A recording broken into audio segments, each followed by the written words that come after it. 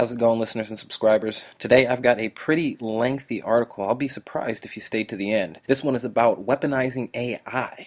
So from The Guardian we have, "Weaponized AI is coming. Our algorithmic forever wars our future."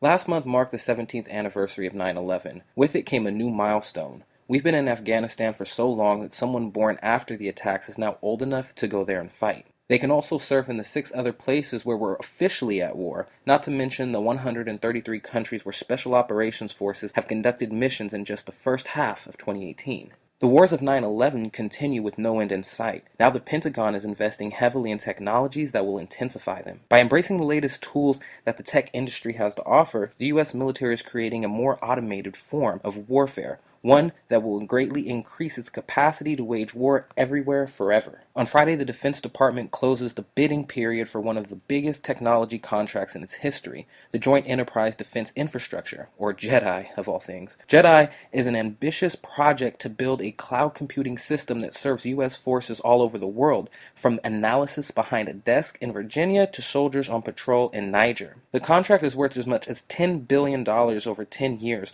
which is why big tech companies are fighting hard to win it. Not Google, however, where a pressure campaign by workers forced management to drop out of the running. At first glance, JEDI might look like another IT modernization project. Government IT tends to run a fair distance behind Silicon Valley, even in a place as lavishly funded as the Pentagon. With some 3.4 million users and 4 million devices, the Defense Department's digital footprint is immense. Moving even a portion of its workload to a cloud provider such as Amazon will no doubt improve efficiency. But the real force driving JEDI is the desire to weaponize AI, what the Defense Department has begun calling algorithmic warfare. By pooling the military's data into a modern cloud platform and using the machine learning services that such platforms provide to analyze the data, JEDI will help the Pentagon realize its AI ambitions. The scale of those ambitions has grown increasingly clear in recent months. In June, the Pentagon established the Joint Artificial Intelligence Center, which will oversee the roughly 600 AI projects currently underway across the department at a planned cost of $1.7 billion. And in September, the Defense Advanced Research Projects Agency, DARPA, the Pentagon's storied R&D wing, announced it would be investing up to $2 billion over the next 5 years into AI weapons research. So far, the reporting on the Pentagon's AI spending spree has largely focused on the prospect of autonomous weapons, Terminator-style killer bots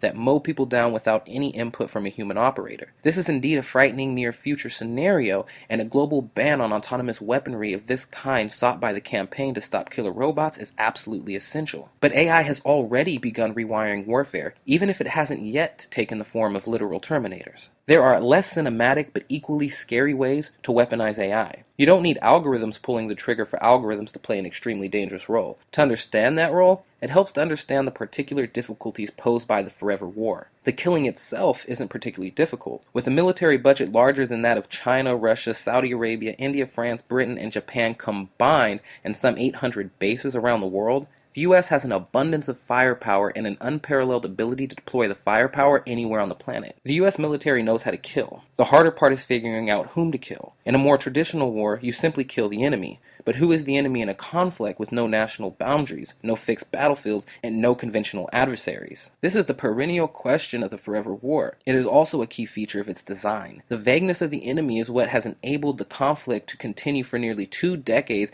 and to expand to more than 70 countries, a boon to the contractors, bureaucrats, and politicians who make their living from U.S. militarism. If war is a racket, in the words of Marine legend Smedley Butler, the forever war is one of the longest cons yet. But the vagueness of the enemy also creates certain challenges. It's one thing to look at a map of North Vietnam and pick places to bomb. It's quite another to sift through vast quantities of information from all over the world in order to identify a good candidate for a drone strike. When the enemy is everywhere, target identification becomes far more labor intensive. This is where AI, or more precisely machine learning, comes in. Machine learning can help automate one of the most tedious and time-consuming aspects of the forever war, finding people to kill. The Pentagon's Project Maven is already putting this idea into practice. Maven, also known as the Algorithmic Warfare Cross-Functional Team, made headlines recently for sparking an employee revolt at Google over the company's involvement. Maven is the military's Pathfinder AI project. Its initial phase involves using machine learning to scan drone video footage to help identify individuals, vehicles, and buildings that might be worth bombing. We have analysts looking at full motion video staring at screens 6, 7, 8, 9, 10, 11 hours at a time, says the project director, Lieutenant Jen Jack Shanahan.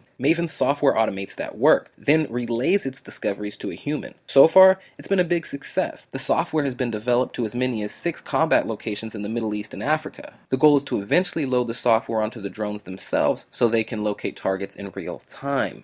Won't this technology improve precision, thus reducing civilian casualties? This is a common argument made by higher-ups in both the Pentagon and Silicon Valley to defend their collaboration on projects like Maven. Code for America's Jen Palka puts it in terms of sharp knives versus dull knives. Sharper knives can help the military save lives. In the case of weaponized AI, however, the knives in question aren't particularly sharp. There is no shortage of horror stories of what happens when human oversight is outsourced to faulty or prejudiced algorithms. Algorithms that can't recognize black faces or that reinforce racial bias in policing and criminal sentencing. Do we really want the Pentagon using the same technology to help determine who gets a bomb dropped on their head? But the deeper problem with the humanitarian argument for algorithmic warfare is the assumption that the US military is an essentially benevolent force. Millions of people around the world would disagree. In 2017 alone, the US and allied strikes in Iraq and Syria killed as many as 6,000 civilians. Numbers like that don't suggest a few honest mistakes here and there, but a systematic indifference to collateral damage. Indeed, the US government has repeatedly bombed civilian gatherings such as weddings in the hopes of killing a high-value target. Further, the line between civilian and combatant is highly porous in the era of the Forever War. A report from The Intercept suggests that U.S. military labels anyone it kills in targeted strikes as enemy killed in action, even if they weren't one of the targets. The so-called signature strikes conducted by the U.S. military and the CIA play similar tricks with the concept of the combatant. These are drone attacks on individuals whose identities are unknown, but who are suspected of being militants based on displaying certain signatures, which can be as vague as being a military-aged male in a particular area. The problem isn't the quality of the tools, in other words, but the institution wielding them. And AI will only make that institution more brutal. The Forever War demands that the US sees enemies everywhere. AI promises to find those enemies faster, even if all it takes to be considered an enemy is exhibiting a pattern of behavior that a classified machine learning model associates with hostile activity. Call it death by big data. AI also has the potential to make the Forever War more permanent by giving some of the country's largest companies a stake in perpetuating it. Silicon Valley has always had close links to the US military, but algorithmic warfare will bring big tech deeper into the military-industrial complex and give billionaires like Jeff Bezos a powerful incentive to ensure the Forever War lasts forever. Enemies will be found, money will be made. Hey, thanks if you made it to the end of this. I know that was a long one. Just take this into context with everything that's happening with the evolving AI paradigm. If you go back and look through some of my videos, you know my opinion on AI. I don't simply think these algorithms are pre-programmed responses. I think we're starting to see an autonomic sentience take form. That is to say, I think AI is probably more than we think it is. I mean, at what point does it become sentient? But maybe that's a topic for another video. This one has already gone on long enough. Again, thanks if you made it to the end. Take care of yourselves out there.